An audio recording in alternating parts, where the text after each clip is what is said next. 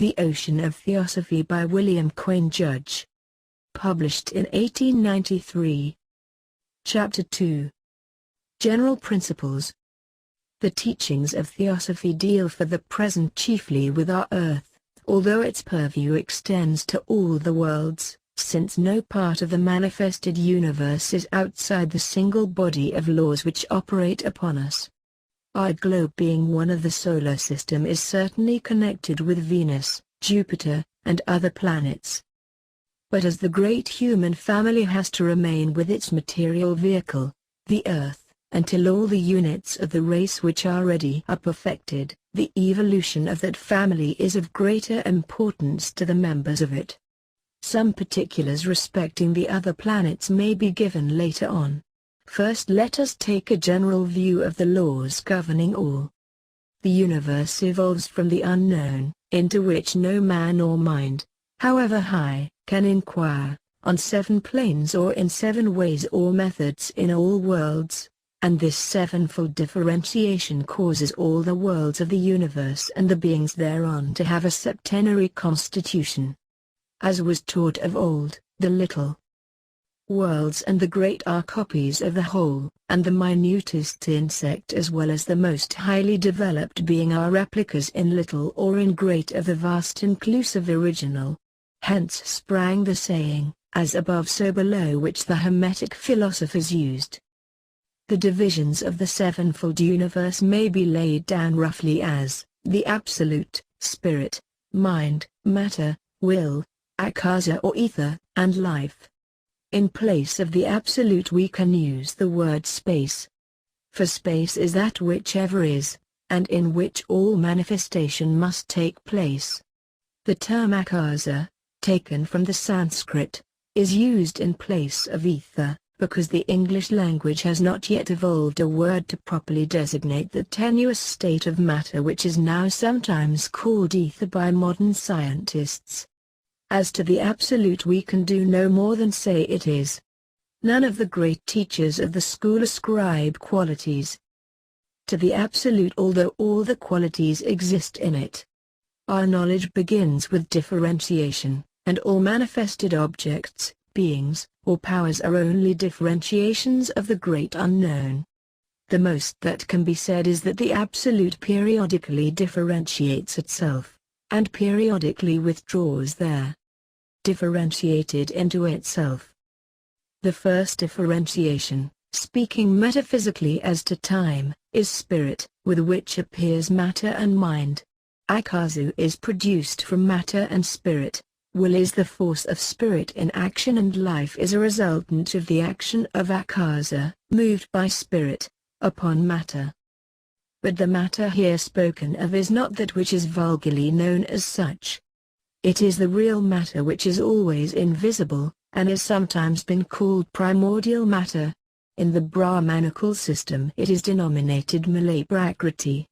Their ancient teaching always held, as is now admitted by science, that we see or perceive only the phenomena but not the essential nature, body or being of matter. Mind is the intelligent part of the cosmos, and in the collection of 7 differentiations above roughly sketched, mind is that in which the plan of the cosmos is fixed or contained. This plan is brought over from a prior period of manifestation which added to its ever-increasing perfectness, and no limit can be set to its evolutionary possibilities in perfectness, because there was never any beginning to the periodical manifestations of the Absolute. There never will be any end, but forever the going forth and withdrawing into the unknown will go on. Wherever a world or system of worlds is evolving, there the plan has been laid down in universal mind. The original force comes from spirit, the basis is matter, which is in fact invisible. Life sustains all the forms requiring life, and akasa is the connecting link between matter on one side and spirit mind on the other. When a world or a system comes to the end of certain great cycles, men record a cataclysm in history or tradition. These traditions abound, among the Jews in their flood, with the Babylonians in theirs, in Egyptian papyri, in the Hindu cosmology, and none of them as merely confirmatory of the little Jewish tradition, but all pointing to early teaching and dim recollection also of the periodical destructions and renovations. The Hebraic story is but a poor fragment torn from the pavement of the Temple of Truth. Just as there are periodical minor cataclysms or partial destructions, so, the doctrine holds, there is the universal evolution and involution. Forever the great breath goes forth and returns again. As it proceeds outwards, objects, worlds and men appear; as it recedes all disappear into the original source. This is the waking and the sleeping of the great being, the day and the night of Brahma, the prototype of our waking days and sleeping nights as men, of our disappearance from the scene at the end of one little human life, and our return again to take up the unfinished work in another life, in a new day. The real age of the world has long been involved in doubt for Western investigators, who up to the present have shown a singular unwillingness to take instruction from the records of Oriental people much older than the West. Yet with the Orientals is the truth about the matter. It is admitted that Egyptian civilization flourished many centuries ago, and as there are no living Egyptian schools of ancient learning to offend modern pride, and perhaps because the Jews came out of Egypt to fasten the Mosaic misunderstood tradition upon modern progress, the inscriptions cut in rocks and written on papyri obtain a little more credit today than the living thought and record of the Hindus. For the latter are still among us, and it would never do to admit that a poor and conquered race possesses knowledge respecting the age of man and his world which the Western flower of culture, war, and annexation knows nothing of. Ever since the ignorant monks and theologians of Asia Minor and Europe succeeded in imposing the Mosaic account of the genesis of earth and the man upon the coming Western evolution, the most learned even of our scientific men have stood in fear of the years that elapsed since Adam, or have been warped in thought and perception whenever their eyes turn to any chronology different from that of a few tribes of the sons of Jacob. Even the noble, aged, and silent pyramid of Gizeh, guarded by Sphinx and Memnon made of stone, has been degraded by Piazzi Smythe and others into a proof that the British inch must prevail and that a continental Sunday controverts the law of the Most High. Yet in the Mosaic account, where one would expect to find a reference to such a proof as the pyramid, we can discover not a single hint of it and only a record of the building by King Solomon of a temple of which there never was a trace. But the Theosophist knows why the Hebraic tradition came to be thus an apparent drag on the mind of the West. He knows the connection between Jew and Egyptian, what is and is to be the resurrection of the old pyramid builders of the Nile Valley, and where the plans of those ancient master masons have been hidden from the profane eyes until the cycle should roll round again for their bringing forth.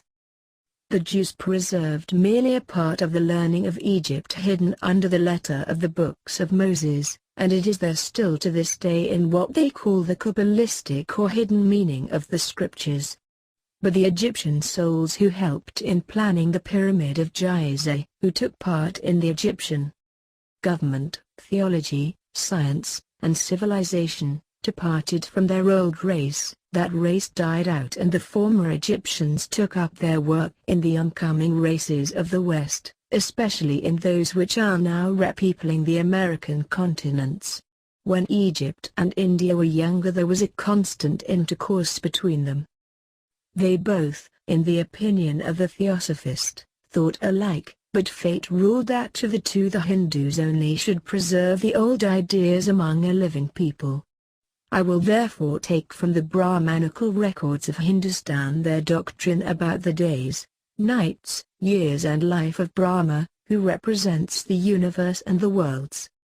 The doctrine at once upsets the interpretation so long given to the Mosaic tradition, but fully accords with the evident account in Genesis of other and former creations, with the Kabbalistic construction of the Old Testament verse about the kings of Edom, who represent former periods of evolution prior to that started with Adam, and also coincides with the belief held by some of the early Christian fathers who told their brethren about wonderful previous worlds and creations. The day of Brahma is said to last 1,000 years, and his night is of equal length. In the Christian Bible is a verse saying that one day is as 1,000 years to the Lord and 1,000 years as one day. This has generally been used to magnify the power of Jehovah, but it has a suspicious resemblance to their older doctrine of the length of Brahma's day and night. It would be of more value if construed to be a statement of the periodical coming forth for great days and nights of equal length of the universe of manifested worlds. A day of mortals is reckoned by the sun, and is but 12 hours in length. On Mercury it would be different, and on Saturn or Uranus still more so. But a day of Brahma is made up of what are called manvantaras, or period between two men, 14 in number. These include 4,320,000,000 mortal, or Earth, years, which is one day of Brahma. When this day opens, cosmic evolution, so far as relates to this solar system, begins and occupies between 1 and 2 billions of years in evolving the very ethereal first matter before the astral kingdoms of mineral, vegetable, animal and men are possible. This second step takes some 300 millions of years, and then still more material processes go forward for the production of the tangible kingdoms of nature, including man. This covers over 1.5 billions of years, and the number of solar years included in the present human period is over 18 millions of years. This is exactly what Herbert Spencer designates as the gradual coming forth of the known and heterogeneous from the unknown and homogeneous. For the ancient Egyptian and Hindu theosophists never admitted a creation out of nothing, but ever strenuously insisted upon evolution, by gradual stages, of their heterogeneous and differentiated from the homogeneous and undifferentiated. No mind can comprehend the infinite and absolute unknown, which is, has no beginning and shall have no end, which is both last and first, because, whether differentiated or withdrawn into itself, it ever is. This is the God spoken of in the Christian Bible as the one around whose pavilion there is darkness. This cosmic and human chronology of the Hindus is laughed at by Western Orientalists, yet they can furnish nothing better and are continually disagreeing with each other on the same subject. In Wilson's translation of Vishnu Purana he calls it all fiction based on nothing, and childish boasting. But the Freemasons, who remain inactive hereupon, ought to know better. They could find in the story of the building of Solomon's temple from the heterogeneous materials brought from everywhere, and its erection without the noise of a tool being heard, the agreement with these ideas of their Egyptian and Hindu brothers.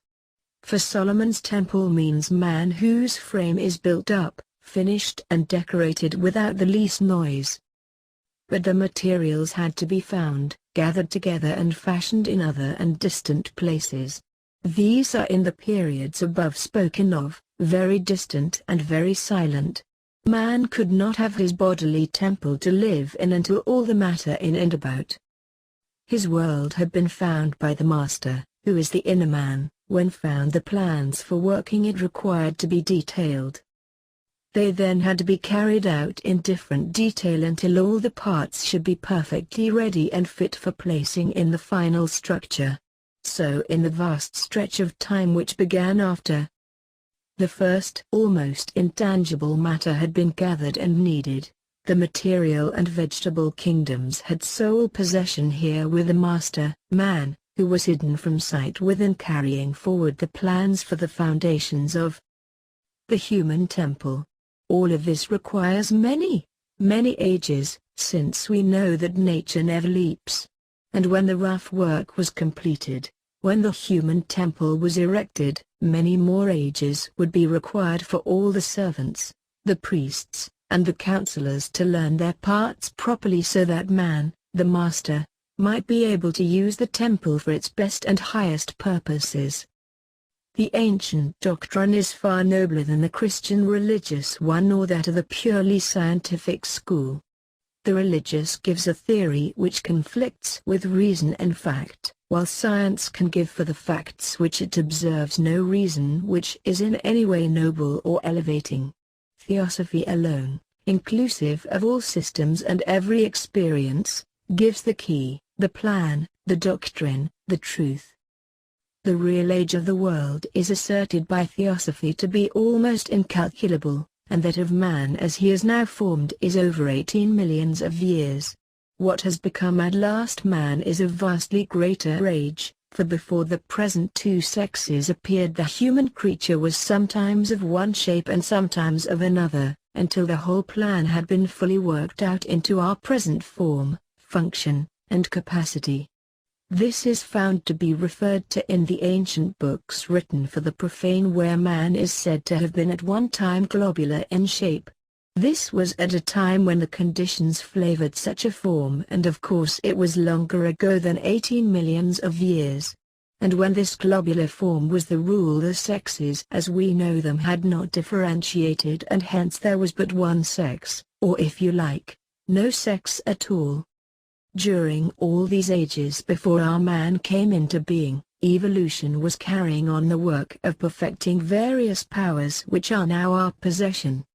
This was accomplished by the ego or real man going through experience in countless conditions of matter, all different one from the other, and the same plan in general was and is pursued as prevails in respect to the general evolution of the universe, to which I have before adverted. That is, details were first worked out in spheres of being very ethereal, metaphysical in fact. Then the next step brought the same details to be worked out on a plane of matter a little more dense, until at last it could be done on our present plane of what we must call gross matter. In these anterior states the senses existed in germ, as it were, or in idea, until the astral plane which is next to this one was arrived at, and then they were concentrated so as to be the actual senses we now use through the agency of the different outer organs. These outer organs of sight, touch and hearing, and tasting, are often mistaken by the unlearned or the thoughtless for the real organs and senses, but he who stops to think must see that the senses are interior and that their outer organs are but mediators between the visible universe and the real perceiver within. And all these various powers and potentialities being well worked out in this slow but sure process, at last man is put upon the scene a sevenfold being, just as the universe and earth itself are sevenfold. Each of his 7 principles is derived from one of the great first 7 divisions, and each relates to a planet or scene of evolution, and to a race in which that evolution was carried out. So the first sevenfold differentiation is important to be borne in mind, since it is the basis of all that follows. Just as the universal evolution is septenary, so the evolution of humanity, sevenfold in its constitution, is carried on upon a septenary earth. This is spoken of in theosophical literature as the sevenfold planetary chain, and is intimately connected with man's special evolution,